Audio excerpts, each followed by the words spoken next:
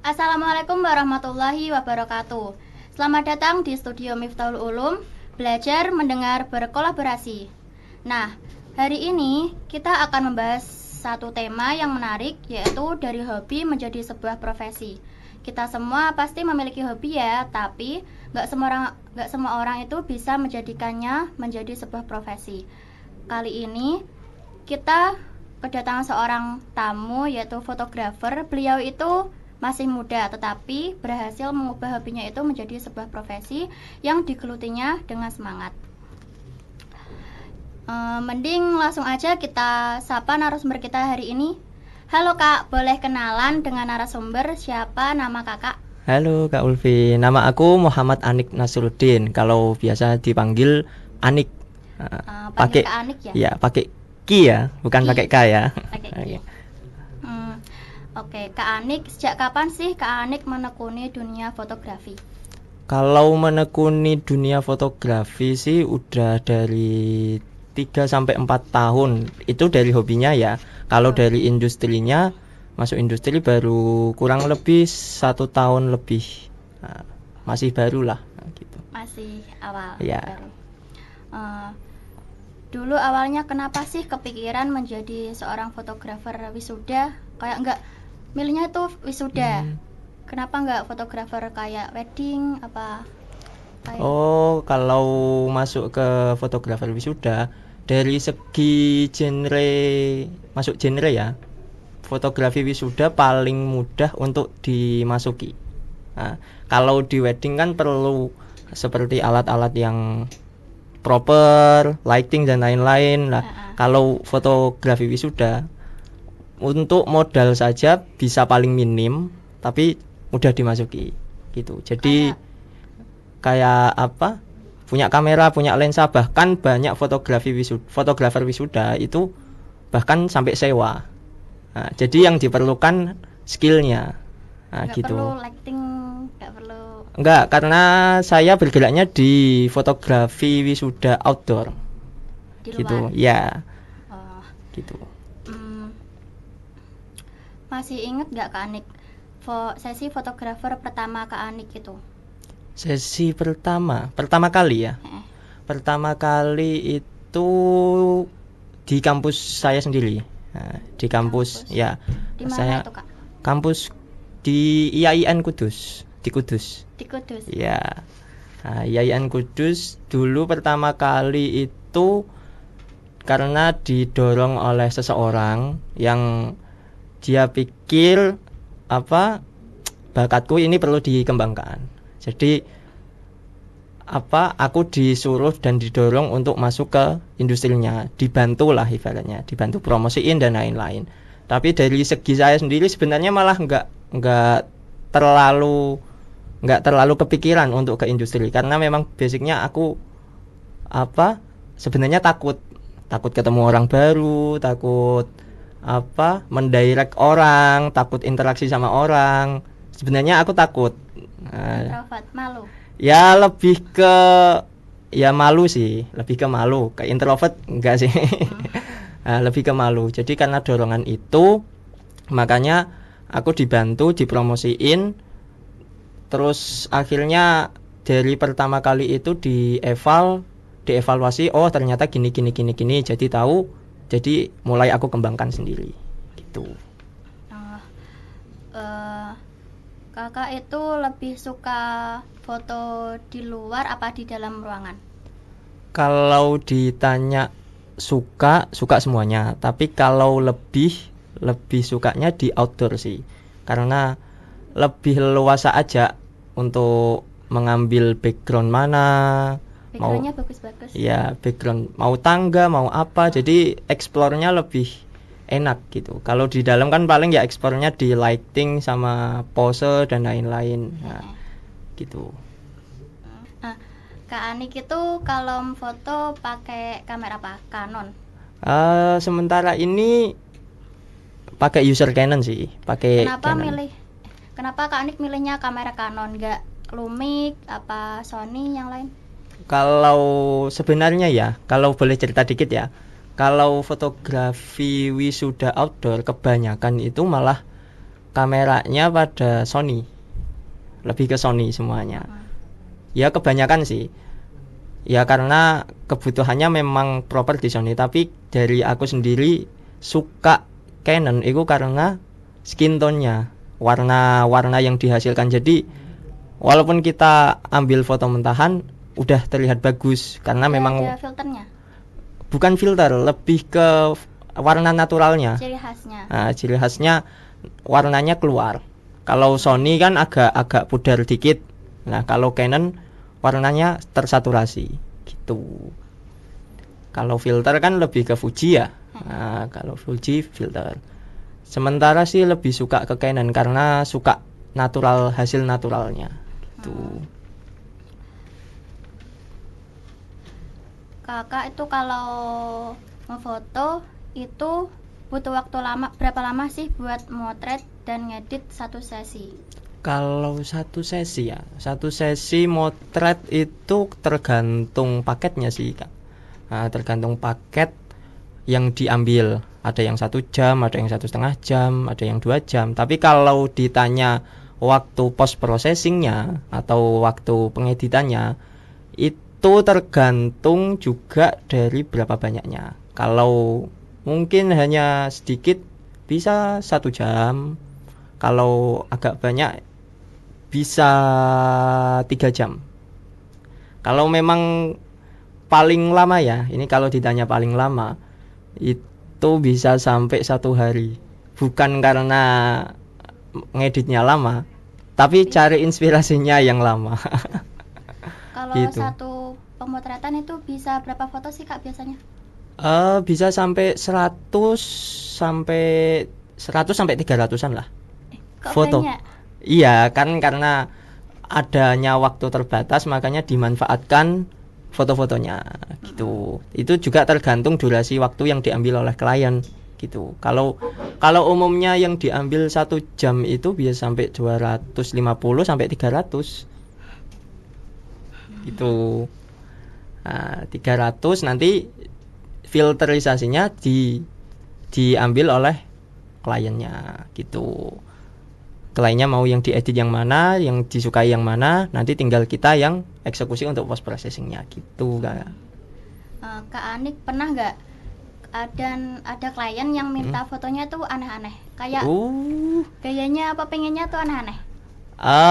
Lebih ke requestnya yang aneh Kak. Requestnya. Jadi dulu pertama kali awal-awal banget itu aku menerima segala request. Aku terima semuanya karena memang basicnya mengejar branding kan. Dulu aku terima. Yang paling agak susah diterima ya, bukan tidak bisa, tapi susah itu requestan kayak, Kak nanti pas editing dibuat langsing ya, pipinya dibuat tirus ya. Lah itu yang bisa, cuman agak susah gitu loh. Dan ya itu sementara yang aneh-aneh seperti itu sih. Kan takutnya kalau kita editing katakanlah badannya kurang proporsional nih, tapi diedit selangsing mungkin, takutnya kan nanti teman-temannya malah ngira loh ini temanku atau enggak loh, kok langsing banget ya gitu. Tapi kakak tetap editin apa? Dulu awal-awal iya, tetap aku terima. Tetap. Iya. Tapi sekarang enggak. Kenapa Kak? Karena lebih ke ya natural aja. Takutnya nanti kalau memang editingnya terlalu, nanti takutnya malah merusak identitasnya si klien. Biar gitu. Emang foto asli dia. Iya. Mungkin lebih ke diatur dari posisi posenya, bukan diatur dari editingnya gitu.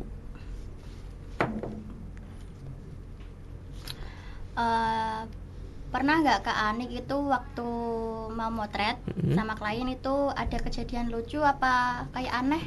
Bisa ceritain nggak? Kalau lucu ya, kalau saat ada 2 sih ini yang sementara aku ingat ya. Itu saat yang satu saat sesi pemotretan. Jadi sebelum klien itu melakukan sesi pemotretan itu ngechat saya dulu. Kak, ini ada batasan untuk keluarga nggak? Batasan jumlah keluarganya yang ikut. Kan jumlah nggak, orangnya. jumlah orang keluarga yang ikut ada batasannya nggak? Ya aku bilang ya nggak ada. Paling berapa sih foto wisuda keluarga yang datang? Paling ya satu mobil kan gitu. Lah itu aku mengiyakan nggak ada batasan Kak. Tapi setelah saat datang di lokasi, dia pakai mobil nih satu sama keluarga intinya. Oke, aku tanya dong, ayo Kak, sekarang aja soalnya sudah waktunya. Sebentar Kak, masih nunggu keluarga yang lain. Loh, kok keluarga yang lain? Loh, satu mobil ini belum cukup aku. Iya Kak, soalnya ada keluarga saudara-saudara dan ponakan di masih nyusul pakai travel. Berarti satu keluarga besar ya Kak? Iya. Satu mobil keluarga inti, satu travel juga keluarga ponakan-ponakannya. Wah, itu pusing sih saat itu. Lah, untungnya saat itu pakai di alatku ada lensa wide, jadi masih aman lah untuk berapa orang itu. Ada sekitar 40 atau hampir 50 lah. Dan itu kalau minta foto satu keluarga oke lah, itu minta satu semuanya di depan kampus. Itu saat posisinya di Kota Lama. Iya, di Kota Lama, basicnya tempat yang ramai. Siang-siang, wah itu jadian lucu sih saat itu. Terus ada yang kedua itu bukan saat sesi pemotretan, tapi lebih ke saat aku sudah mempost foto-fotonya. Jadi kan aku mau ngepost foto klienku itu untuk portofolio di Instagram. Nah, itu fotonya dia banyak sendiri sih, tapi ada beberapa fotonya yang sama pacarnya. Sama pacarnya. Tapi foto sama pacarnya sedikit. Tapi aku pikir saat itu, wah bagus ini kalau dimasukin. Soalnya ada foto-foto yang memang epic lah gitu. Oke, sudah ku masukin, sudah ku tag si kliennya. Terus tiba-tiba si kliennya ngechat aku. Nge-DM aku. Kak, foto yang ada cowoknya itu dihapus aja ya Kak. Loh, kok dihapus? Kan ada pacarnya. Lah aku tanya dong, kok dihapus Kak? Gitu kan. Soalnya udah putus Kak. Jadi disitulah kesimpulannya, kalau mau foto wisuda apalagi bareng keluarga ya jangan sama pacar dulu. Takutnya nanti kalau sudah putus repot. Menghapus daftar dia di foto-foto bareng keluarganya gitu. Itu sih yang paling lucu sih. Kak Anik boleh ceritain nggak pengalaman paling berkesan saat Kak Anikku itu jalanin profesi sekarang? Kalau berkesan ya, kalau berkesan sih berkesan semua. Cuman sebuah mungkin berkesannya tantangan dalam hidup sih. Oh gini ya rasanya menjalani bisnis sendiri, yang melakukannya sendiri dan lain-lain. Jadi lebih ke tantangan untuk menjalaninya sih, bukan. Kalau berkesan semua gitu. Kak Anik pernah pikiran nggak kayak kesel pengen nyerah, kesulitan? Pasti. Karena awal-awal tidak ada active income untuk melengkapi alat-alat. Jadi alat-alat itu full dari awal, uangnya disisihin untuk beli alat ini itu, upgrade ini itu. Jadi saat itu ya kayak pemasukan juga nggak kayak teman-teman yang punya gaji tetap dan lain-lain. Ya hampir menyerah di situ sih. Berarti alat-alat Kak Anik itu dari hasil tabungan sendiri? Ya. Semua? Iya. Wih. Dari awal sampai ini dikumpulkan satu-satu lah gitu. Klien Kak Anik itu rata-rata datangnya tuh dari sosmed, apa kenalan, apa mulut ke mulut? Oh, kalau klien ya. 50-50 sih Kak kalau aku. Kalau di aku pernah agak mensurvei beberapa klienku 50-50. Kebanyakan dari mulut ke mulut. Kalau di aku kebanyakan dari mulut ke mulut. Kalau di Instagram aku nggak terlalu banyak interaksi sama klien, cuma aku ngepost karya-karyaku aja. Jadi Instagram itu untuk portofolio. Tapi kalau menggait klien itu dari mulut ke mulut, dari klien sebelumnya, dari klien. Contoh kayak gini, aku punya cerita bagus.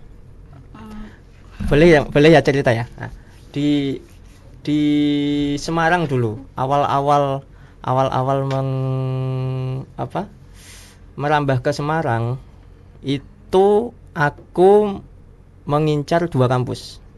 Kampus apa Kak? Kampus terbesar di Semarang ya, itu Undip dan UNES. Kenapa kok ngincar? Karena kalau aku udah dapat klien di situ, otomatis value-ku sebagai brand fotografi lumayan agak tinggi karena sudah bisa memasuki kampus-kampus yang terbesar di kota wilayah itu gitu. Jadi aku dulu mikir targetku masuk di kampus ini UNES atau Undip. Walaupun merambahnya ke kampus-kampus bawahnya kayak UIN dan lain-lain, tapi masuk di situ dulu. Suatu saat dapat nih klien UNES, dapat klien UNES itu aku jalani untuk merambah ke Semarang 1 hari itu ya, 1 klien doang. 1 hari 1 klien doang. Dan kenapa Kak? Ya karena kepancingnya hanya 1 orang. 1 orang itu 1 hari cuma foto 30 menit 1 hari. Jam doang. Iya. Dan itu dengan budget berapa ya dulu ya? Aku pasang harga terus dinego cuma dia bisa kuatnya bayar 100.000 doang untuk 1 hari di Semarang, fotonya cuma 30 menit. Nah, ya dengan legowo ya udah nggak apa-apa. Yang penting aku masuk sini dulu lah, di kampus ini dulu. Nah, akhirnya aku terima walaupun di situ aku agak jebol di dompet. Tapi ya nggak apa-apa. Tapi setelah itu setiap bulan di kampus UNES itu setiap bulan pasti ada yang booking. Pasti. Setiap bulan. Ya. Iya, aku belum cerita ya. Yang karena soalnya UNES itu wisudanya per bulan. Iya. Wisuda per bulan. Iya. Beda-beda jurusan. Sama. Semuanya. Jadi 1. Mungkin karena terlalu banyak mahasiswanya ya, nggak tahu aku ya. Cuman di situ sistemnya wisudanya per bulan. Jadi ladang ini, kesempatan ini. Makanya habis dari situ, dari satu kali periode wisuda, terus dari mulut ke mulut menginformasikan ke teman-temannya untuk wisuda berikutnya booking ini dong gitu. Makanya sekarang per bulan pasti ada yang booking dari UNES gitu. Itu awal masuk ke Semarang. Di situ sih, jadi mulut ke mulut. Kalau sosmed itu untuk pameran lah ibaratnya, pameran portofolio gitu. Menurut Kak Anik, seberapa penting sih Instagram apa TikTok itu buat promosi jasa Kak Anik? Kalau awal ya, kalau untuk merintis awal penting banget. Kalau merintis awal. Pentingnya kenapa Kak? Jadi merambah ke ranah orang-orang yang mungkin nggak kenal kita, terus kita informasikan, bisa share ke teman-teman sharekan ke sosmednya masing-masing. Nah, itu lumayan membantu kalau di zaman awal ya. Tapi kalau sudah agak ke apa? Sudah agak ke sini, nggak terlalu banget sih, karena memang dari mulut ke mulut pun sudah rekomen ketimbang di sosmed. Jadi sosmed itu bukan lagi jadi media promosi, tapi sebagai media pameran itu tadi gitu. Kak mau tanya, kan akan ikuti IG-nya Kak Anik. Oh ya. Lah, itu berarti setelah setiap Kak Anik dapat klien itu posting satu fotonya itu? Oh, kalau di IG ku ya? Iya. Kalau di Instagram itu sebenarnya itu foto-foto yang kemarin-kemarin, di bulan-bulan kemarin. Jadi foto-foto di bulan kemarin belum sempat aku up. Jadi setiap satu hari aku up satu foto klien itu. Jadi setiap hari aku pasti ada postingan. Jadi yang tadi itu masih di bulan Juli, klien di bulan Juli. Barusan berarti.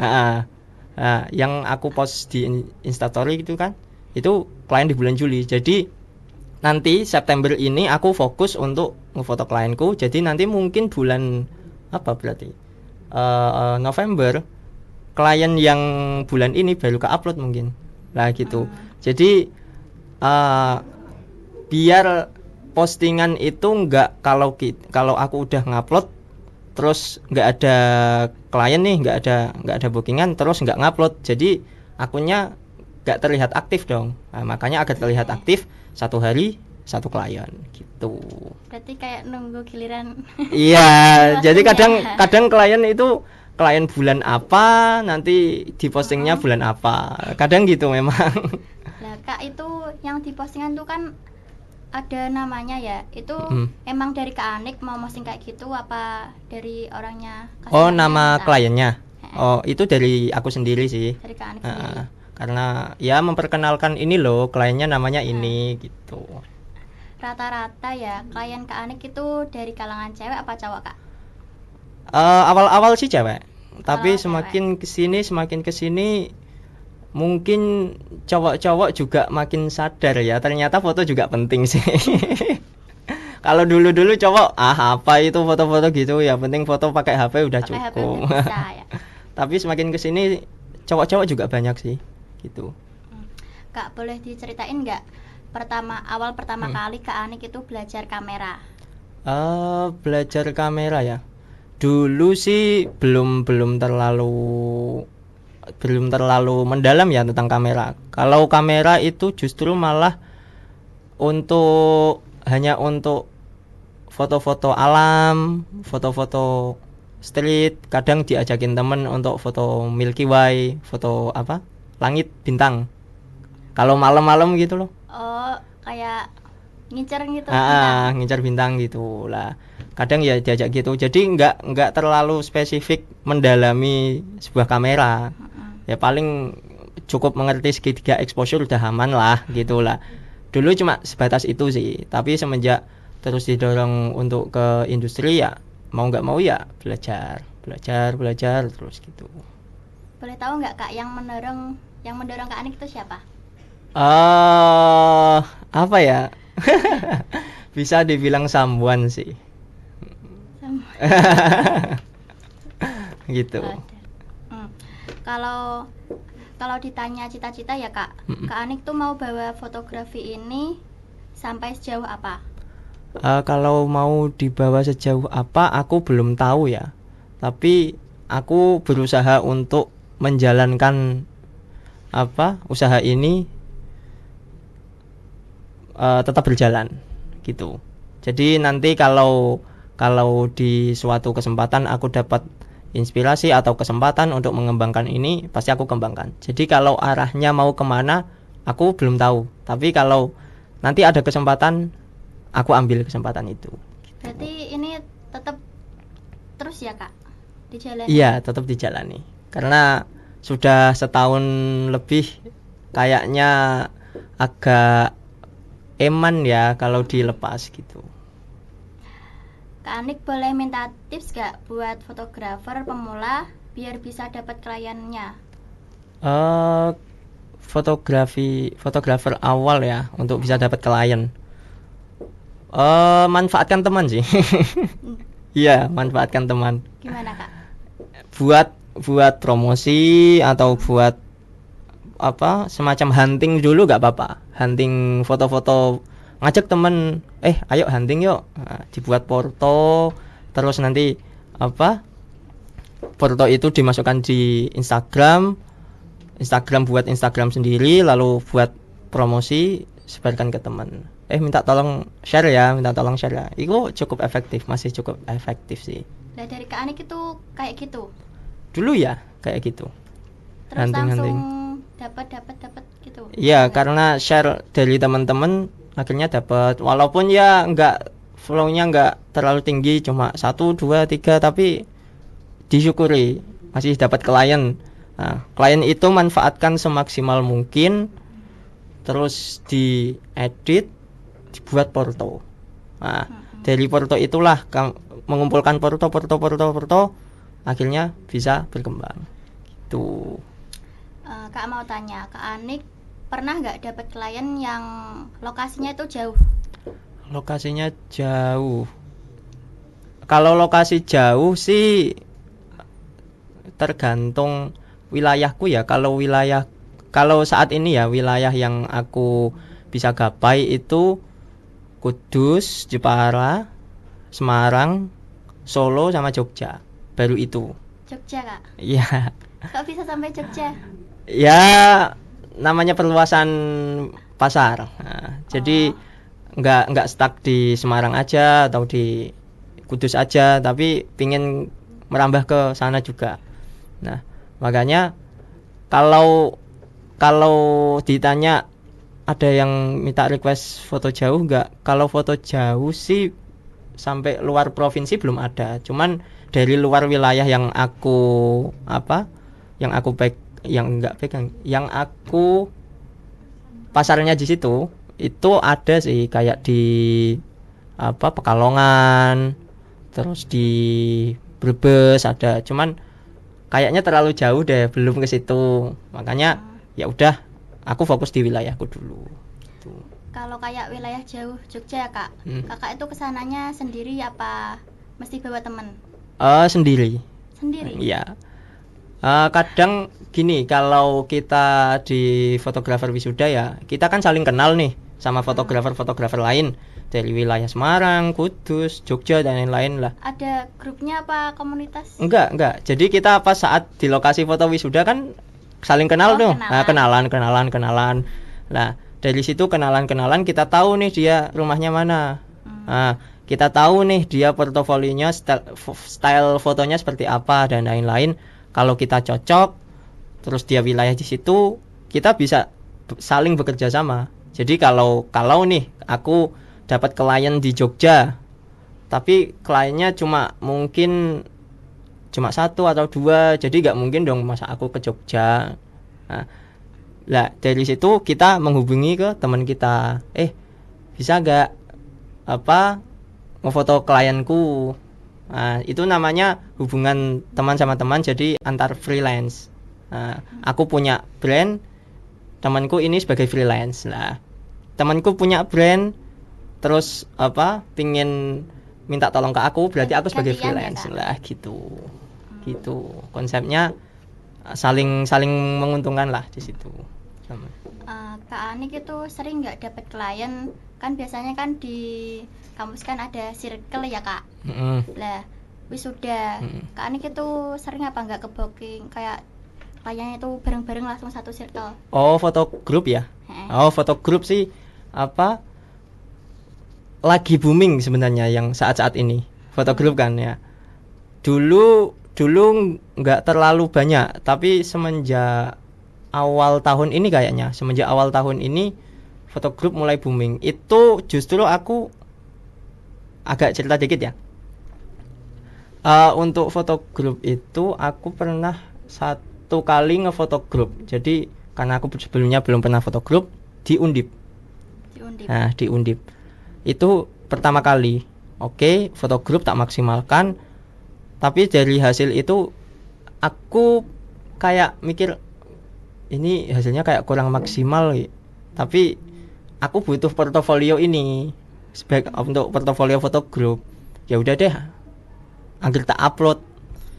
Nah, aku buat porto terus tak upload. Lah, pas saat aku upload ternyata itu lagi tren foto grup dan aku nggak ngeh itu.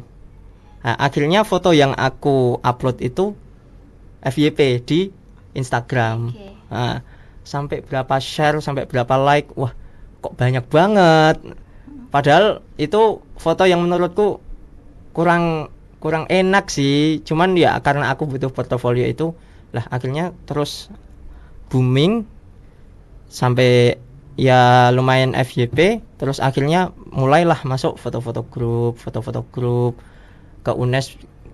Kemarin itu berapa kali ya? 5 kali mungkin, 5 sampai 7 gitu. 5 sampai Dalam satu berarti dari awal tahun kemarin. dari awal tahun. Nah, dari awal tahun kemarin sampai ini. Itu terus ke Solo kemarin juga foto grup lah. Jadi sekarang ada tren ini makanya terus dimanfaatkan sebagai price list khusus gitu. Terakhir nih Kak Anik ada pesan atau motivasi gak buat teman-teman pemula yang baru menjadi fotografer? Motivasinya ya satu dalam satu kata ya mungkin ya, upload saja. 2 kata itu ya, 2 kata berarti, upload saja gitu. Jadi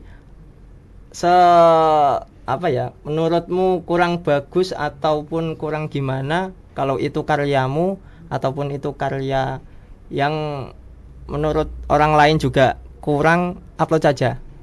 Karena kita nggak tahu orang itu suka atau tidak sama fotomu, karena foto itu sifatnya subjektif. Nah, tergantung siapa yang melihat. Karena sukanya orang beda-beda. Iya, subjektif.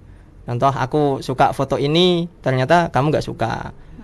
Aku nggak suka foto ini, ternyata kamu suka. Jadi upload saja, karena kita nggak tahu rezekinya nanti dari mana.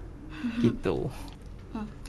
Wah, luar biasa sekali ya cerita Kak Anik hari ini.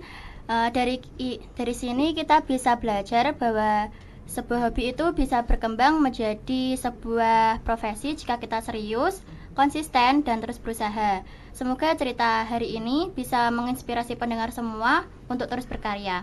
Terima kasih sudah mendengarkan podcastku hari ini. Wassalamualaikum warahmatullahi wabarakatuh. Oke, dadah.